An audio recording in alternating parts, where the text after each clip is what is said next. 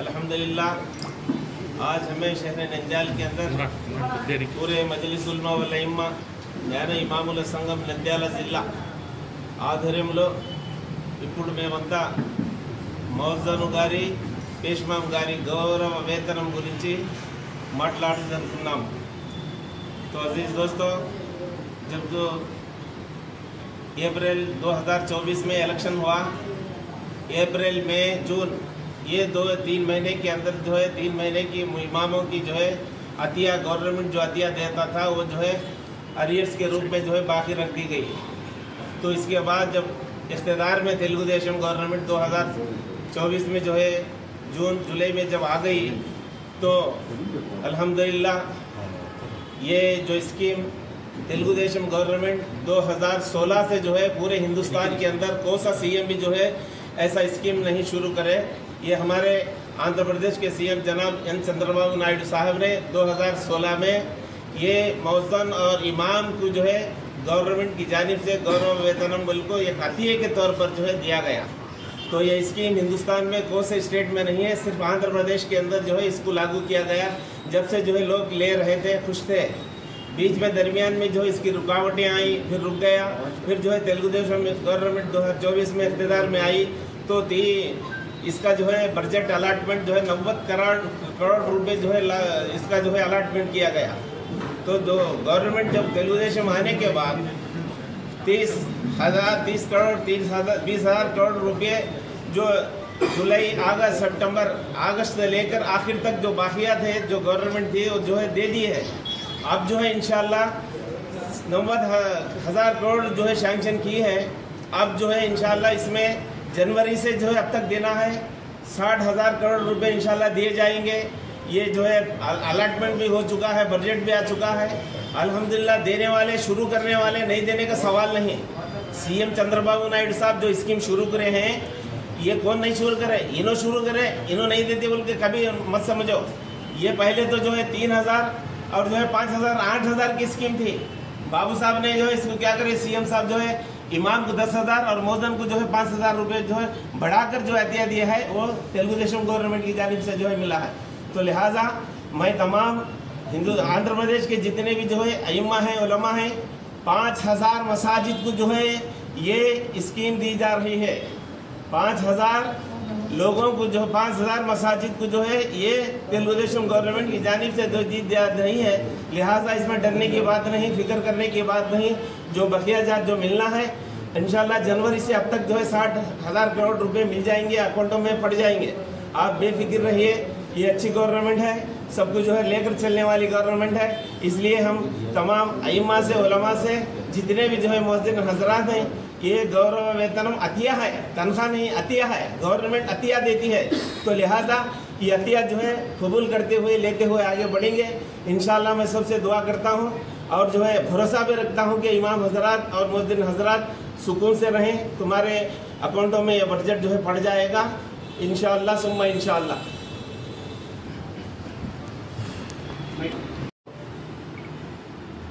ఈరోజు కొంతమంది నాయకులు, వైసీపీకి చెందిన కొంతమంది నాయకులు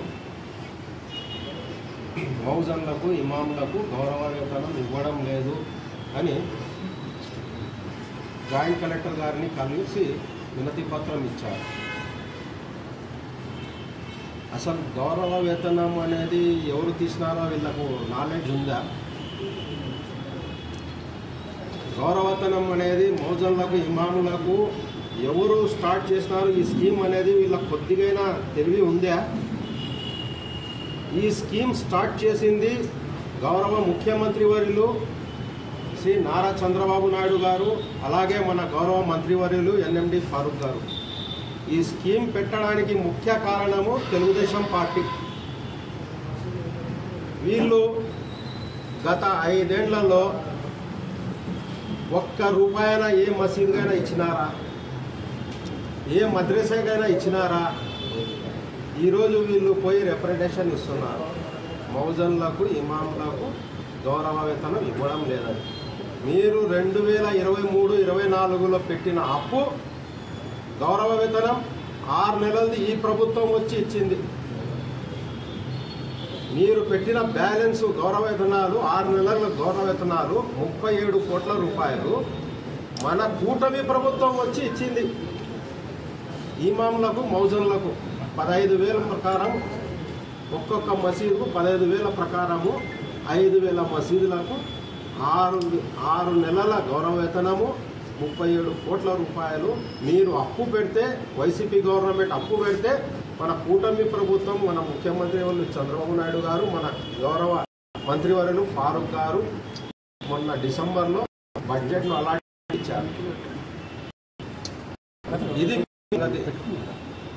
తెలియకుండా ఇచ్చినట్లు రిప్రజెంటేటివ్ ఇస్తే మీవే బయటికి వస్తారు. అలాగే మీ సీఎం జగన్ కడప హజ్ హౌస్ టీడీపీ ప్రభుత్వం ఇస్తే మీరు కూడా కొట్టలేదు. మీరు గత 5 ఏళ్ల పరిపాలనలో కడప చెన్నూరు దగ్గర హజ్ హౌస్ టీడీపీ ప్రభుత్వం నిర్మిస్తే మీరు సున్నా కొట్టలేదు. దానికి బూజు పట్టి గలీజ్ అయిపోయింది. ఇది మీ చరిత్ర. మీరు మైనార్టీలకు న్యాయం చేయాలంటున్నారు. మీరు చేసింది ఎక్కడ న్యాయం మైనార్టీలకు? ఏ మద్రసాకైనా ఇచ్చినారా? మసీద్కి ఇచ్చినారా? గౌరవ వేతనాల గురించి మాట్లాడే హక్కు మీకు లేదు. మీరు పెట్టిన అప్పు మా కూటమి ప్రభుత్వం, మా గౌరవ ముఖ్యమంత్రి వర్యులు చంద్రబాబు నాయుడు గారు, మన గౌరవ మంత్రివర్యులు ఫారూక్ గారు వచ్చి మీరు పెట్టిన బాకీ వీళ్ళు తీర్చినారు. ఇప్పుడు కూడా 3 నెలలు, ఒక 6 నెలలు, 8 నెలలు, 11 నెలల బాకీ 82 కోట్ల 50 లక్షలు ఉంటే మొన్న ప్రభుత్వము, కూటమి ప్రభుత్వం 90 కోట్ల రూపాయలు శాంక్షన్ చేసింది. అది కూడా త్వరలో అందరికీ మౌజన్లకు, ఇమాంలకు 10,000, 5,000 ప్రకారం 15,000 రూపాయలు ఇవ్వడం జరుగుతుంది తొందరలో. దాన్ని మన గౌరవ మంత్రివర్యులు ఫారూక్ గారు కంటిన్యూగా ఫాలోఅప్ చేస్తున్నారు. మీకన్నా ఎక్కువ ఇక్కడ అందరికీ తెలుసు, సీనియర్ మంత్రివర్యులు ఉన్నారు రాష్ట్రానికి. కాబట్టి మీకు తెలియకుండా మైనార్టీలే మీకు తిరగబడతారు. గత ఎన్నికల్లో మైనార్టీలు మిమ్మల్ని కొడితే మీరు 14 సీట్లకు పడిపోయినారు, 11 సీట్లకు పడిపోయినారు. కాబట్టి దయచేసి మీరు కనుక్కొని మైనార్టీల గురించి ఏదైనా మేలు జరిగిందంటే అది తెలుగుదేశం ప్రభుత్వంలో నారా చంద్రబాబు నాయుడు గారి హయాంలో, మన మంత్రివర్యులు ఫారూక్ గారి హయాంలో మైనార్టీలకు న్యాయం జరిగింది తప్ప మీ వైసీపీ గవర్నమెంట్లో, మీ జగన్ హయాంలో ఏ న్యాయం జరగలేదు, జరగదు కూడా. కాబట్టి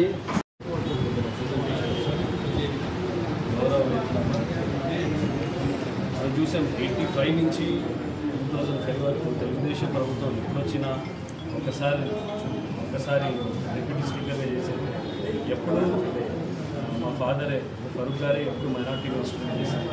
ఎప్పుడు ఈ వర్క్ బోర్డు కానీ మైనార్టీకి సంబంధించిన ఏ ఇది ఉన్నా ఫరూక్ గారే చేశారు. తెలుగుదేశం తెచ్చిన ప్రతి మైనార్టీ స్కీమ్స్ అన్నీ మా ఫాదర్ చేతి మీదగానే పోయాయి. ఈ గౌరవేతంలో మీకు తెలుసు 2016లో తెలుగుదేశం ప్రభుత్వమే చంద్రబాబు గారే తెచ్చారు. అప్పుడు 8,000 రూపీస్ ఇచ్చేవాళ్ళు ఒక మసీద్కి. ఇప్పుడు దాన్ని పెంచి 15,000 రూపీస్ చేశారు. మన దగ్గర 5,000 మసీదులకి మనం గౌరవేతం ఇస్తున్నాం. దగ్గర 90 crore రూపీస్ శాంక్షన్ చేశారు. దీని గురించి every year 90 crore rupees only గౌరవేతంగా కూడా ఇవ్వబడుతుంది. ఇంకోటి ముఖ్యంగా ఏం చెప్పాలంటే హజ్ హౌస్ గురించి. హైదరాబాద్లో హజ్ హౌస్ కట్టారు, మీరు చూశారు. మీరు పోయి చూస్తే ఒక 14 floor బిల్డింగ్ ఉంటుంది. యాక్చువల్గా అక్కడ నాంపల్లిలో అన్ని ఫ్లోర్స్కి పర్మిషన్ ఇయ్యరు. కానీ మా ఫాదర్ అప్పుడు మున్సిపల్ మినిస్టర్ ఉండే మంత్రితో కలిసి దాన్ని చేసి అంత పెద్దగా హజ్ హౌస్ కట్టించారు. దానికి దగ్గర 100 కోట్లు అప్పుడు ఆ ల్యాండ్ కానీ ఆ బిల్డింగ్ గురించి కానీ. అంటే ఈ ముస్లిమ్స్కి కంఫర్ట్ ఉండాలని హైదరాబాద్ నుంచే ఫ్లైట్ హజ్ హౌస్ నుంచే పోవాలని స్థాపించడం జరిగింది. ఈరోజు కూడా చూశారు మనం ఈ షాదీ ముబారక్ అనే ఒక స్కీమ్ కూడా తెలుగుదేశం పార్టీ దాని తర్వాత వాళ్ళు తూఫా అని పెట్టి ఎప్పుడు ఇవ్వలేదు, డబ్బులు ఇవ్వాలి, లాస్ట్ 1 ఇయర్లో ఇస్తా అని మందికి ఇచ్చి కొంచెం మందికి ఇవ్వలేదు. మనం ఈ పార్టీ ప్రామిస్ చేసినట్టుగా ఈ షాదీ ముబారక్ మళ్ళీ స్టార్ట్ అవుతుంది. చూశారు గవర్నమెంట్ వచ్చి 1 ఇయర్ అయింది. ఈ గవర్నమెంట్లో చాలా ఫైనాన్షియల్గా ట్రబుల్ ఉన్నాయి, కానీ స్లోలీ స్కీమ్స్ వస్తూ పోతున్నాయి. మీరు చూశారు మొన్న కొత్త స్కీమ్ను క్లియర్ చేస్తూ పోయాం. అలాగే కానీ మా గవర్నమెంట్ కానీ కంపల్సరీగా షాదీ ముబారక్ కానీ ఈ గౌరవ కానీ కంపల్సరీగా ఈ గౌరవ విత్తనాలు కూడా మీరు చూస్తారు. ఇప్పుడు 6 months అంటే ఈ జనవరి నుంచి ఆగస్టు వరకు బకాయిలు ఉన్నాయి.